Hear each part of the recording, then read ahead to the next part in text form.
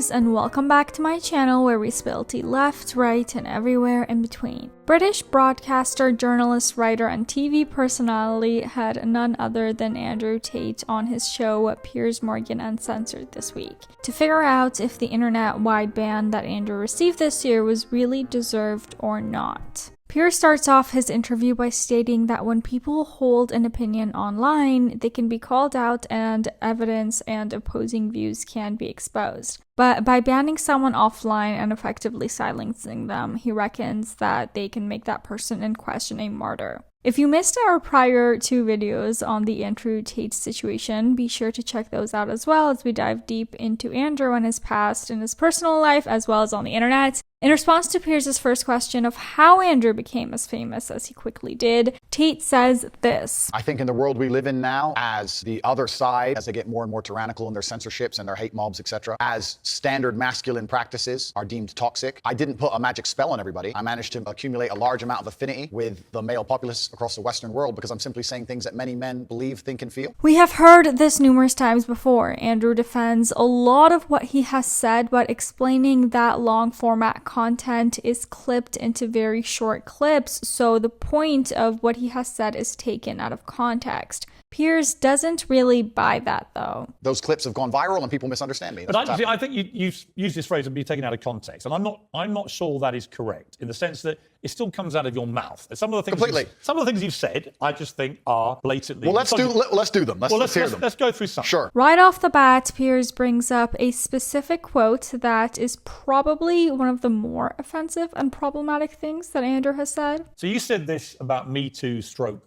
This is probably 40% of the reason I moved to Romania. In Eastern Europe, none of this garbage flies. You go to the police and say he raped me back in 1988. They'll say, well, you should have done something about it back then. Andrew insists that his statements regarding the MeToo movement were misconstrued and he is not on the side of our word. If we look at Amber Heard and Johnny Depp, there's been a lot of high-profile cases where men have been accused of things they did not do without evidence, and their lives have been completely and utterly destroyed. Right. I would take a stronger stance on rape than the British government. I think these people should face the death penalty. But to sit and say that women without evidence can go forward and just make up accusations against men is absolutely and utterly What about a woman who was back in 1988 and goes to the police? Then the man should face absolute and complete justice. Piers explains to Andrew that while sure, possibly his intentions behind the clip statement were not in fact siding with R-worders, there are many young and impressionable men that will take it that way. As for Andrew stating multiple times that women are the property of men, well, here. Do you think women are the property of men? No. The point I was making... Why have you said they are? Because I made a religious point. I said that when a man marries a woman, the woman's father walks her down the aisle and hands her away to the man. Traditionally, this is what it says in the Bible. I'm a religious person. I believe in God. I live in the most religious country in the world. So you do think that the woman becomes the men?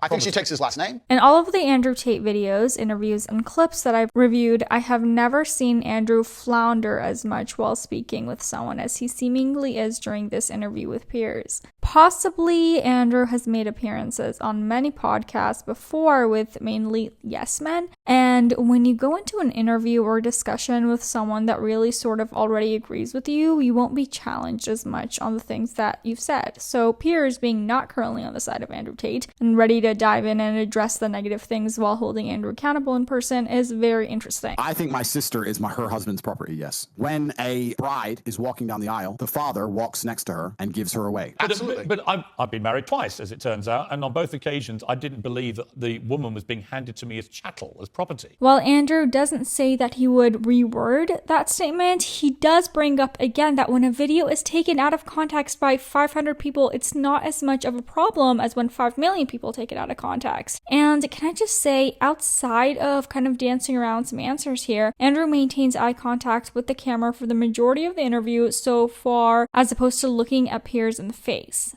Thoughts? So specifically on that point, I think my sister is her husband's property. She took his last name. She married him. She wanted to join his family. She has said it herself. Right. So she's still a sovereign individual. She's absolutely not a sovereign individual. Property means that the husband owns your sister. Listen, my friend, if we want to argue about this, you need to go back to the Bible, to the Quran. You need to argue with religion. I'm not talking about anything in the Bible or Quran. But that's what it says. Is he like ever going to answer the very direct question that is being asked? I'm asking you what you think. I think that if a woman marries a man and she decides to take his last name, that they have different roles and responsibilities within that marriage, and I believe that. That's not the question. She is handed hand. I believe the Don't father. behave, I am. Andrew, The don't behave father like- hands her. Don't behave like a politician. The father hands her to the man. A few moments later. I think my sister is her husband's property. Do you regret saying it like that? I understand that with my newfound fame, perhaps it could be phrased differently. However, I still believe that a woman is given to the man in marriage. I never thought I would see the day when Andrew Tate avoided speaking on something. And I think it's because that he's kind of been caught in somewhat of a lie.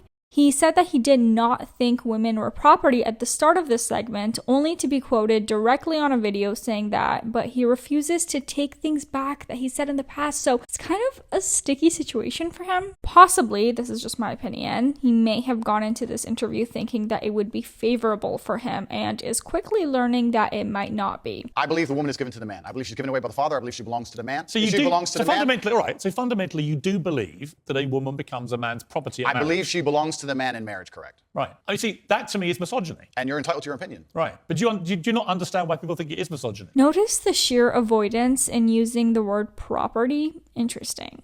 Really interesting. During this interview, at least in the first 20 minutes, it's somewhat infuriating as Andrew often is not picking up where Piers is coming from when dissecting quotes said by Tate and questioning about them. Andrew seems to think that Piers frequently agrees with points made, but Piers struggles to explain that they are not at all on the same page with most of these opinions, specifically one about Andrew believing that he has an authority over women while using the explanations of protection to justify it. The semantics point would be we're saying the same thing in different ways, but we're not. I'm saying to you that when you say I have to have some authority over a woman, I say to you, you have no right to any authority over a woman. You do over a child if it's your child, because you are the legal appointed guardian of that child. Understood. You're not a legally appointed guardian or authority over your wife or female partner. Legally appointed, absolutely not. Well, of course, there is a huge difference between having a responsibility over a child and with that some level of authority as a parent versus being in a relationship with someone, thinking the idea of authority applies because you're responsible for protecting them. A woman you are in a relationship with is an adult. She is a person, not a child. Andrew uses an example of, say, walking down the street with his wife and a group of men approach them and that he would be the one to defend. And okay, that's fine.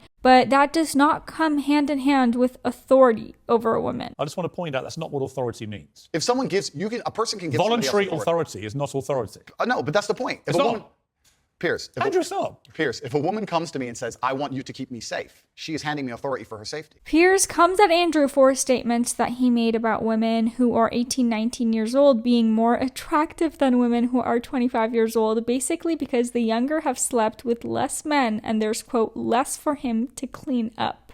Outrightly, Andrew disagrees with that being misogynistic, but might understand how it can be taken as ageist. Tirelessly, Piers attempts to explain to Andrew how a statement like that is toxic. You wouldn't say it to a woman's face.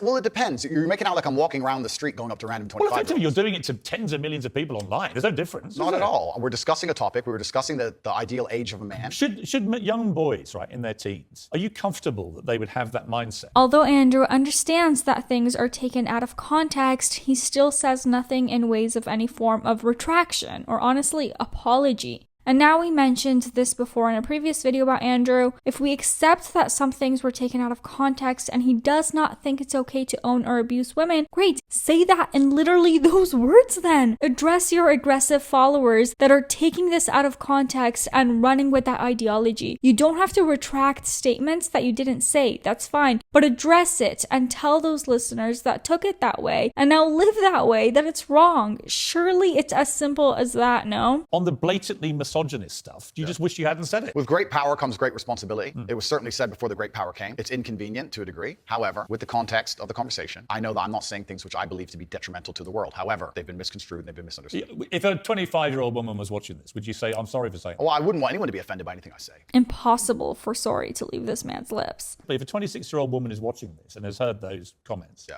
would you just say to her, look, I'm sorry, I shouldn't have said that? No, I won't. I will say that I am sorry that offends you. However, there's a large contingent of the world. That doesn't mean you're sorry. No, I'm not sorry. That's the point I'm making. I'm sorry if that offends you.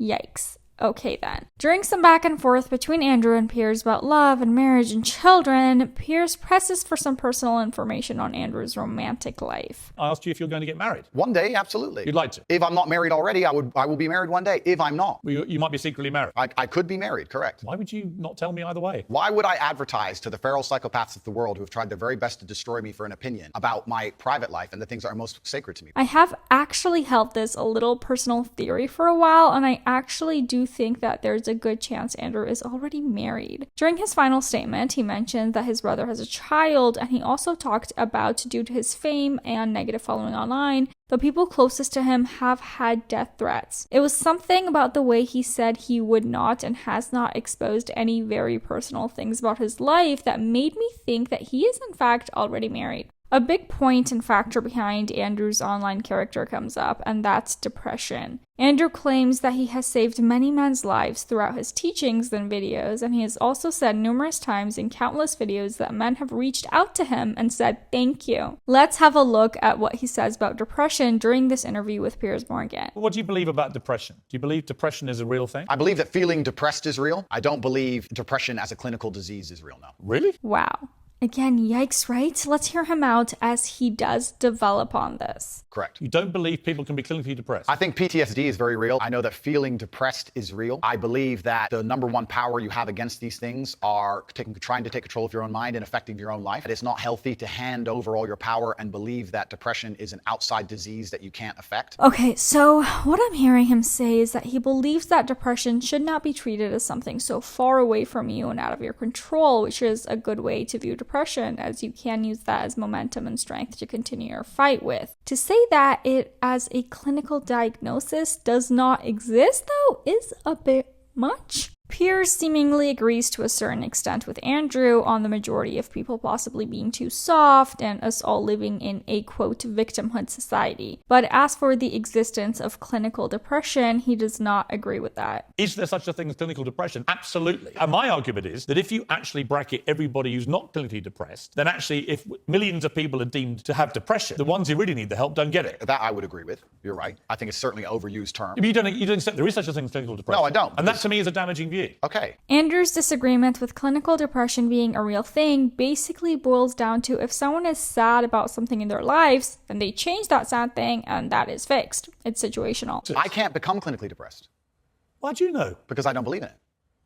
I can't be haunted by a ghost if I don't believe in ghosts. Well, that's like saying I'm never going to die because I don't believe in it. It's ridiculous. Perhaps. Andrew seems to consistently teeter a line of actually making a good point with then being outlandedly offensive and ignorant. While on one hand, he's saying that you shouldn't become your depression, nor should it become your entire identity, that you do nothing about it, right? I think we can all agree that the message is a good one, but to then slide into the side that discredits genuine chemical imbalances inside of people and say that they do not have this and that it doesn't exist is quite another thing. So Andrew will make the initial point and then you agree, and then he wraps it up with the monstrous conclusion that clinical depression doesn't exist. And it's like, no, wait, that is wrong. And then he'll shrug and chalk it up to agree to disagree. Things wind up getting rather heated between Andrew and Piers, specifically when Piers inquires as to why Andrew would support Alex Jones. After some back and forth and explaining why Alex Jones is problematic and harmful, specifically mentioning the Sandy Hook victims and false accusations of hired actors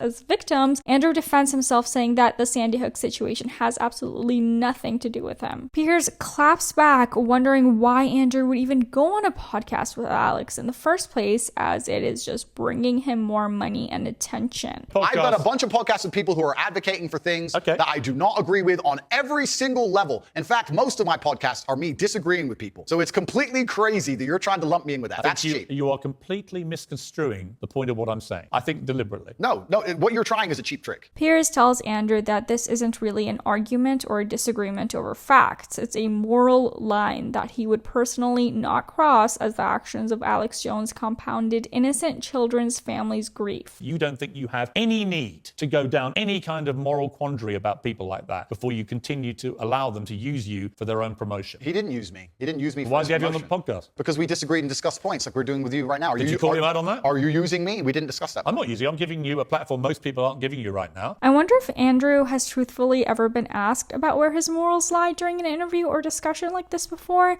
Outside of facts or belief systems or biblical references or whatever the case may be, looking inside of Andrew Tate's personal moral lines isn't really something that we've seen before. As for Andrew's censorship and ban from the internet, both Piers and Andrew seem to agree that there is far worse content out there that children are consuming, and that the majority of the content out there can be detrimental to children's development. And I've been vilified not because of the things I say, because much more extremist content already exists on the internet. I think the reason I've been attacked and vilified is because of the popularity, because I became so massively famous, not because of what I was actually saying. Piers understands that Andrew is an intelligent person, and he thinks that inside, on some level, Andrew knows and understands why people have found a lot of the things that he has said problematic and offensive. All Piers truthfully wanted from this interview was some acknowledgement from that. And while if you listened through a glass pressed to the wall in the room next door, maybe you can hear that from this discussion, but not unlike looking at a picture through squinted eyes, that's not really what happened during this interview, in my opinion. But that is going to be it for today's video, you guys. Thank you so much for watching. If you enjoyed it, don't forget to give this video a thumbs up, subscribe if you haven't already, and hit that notification bell so you don't miss out on any new uploads. Comments below are excitedly welcomed as we really enjoy seeing the discussions. And for now, I bleach.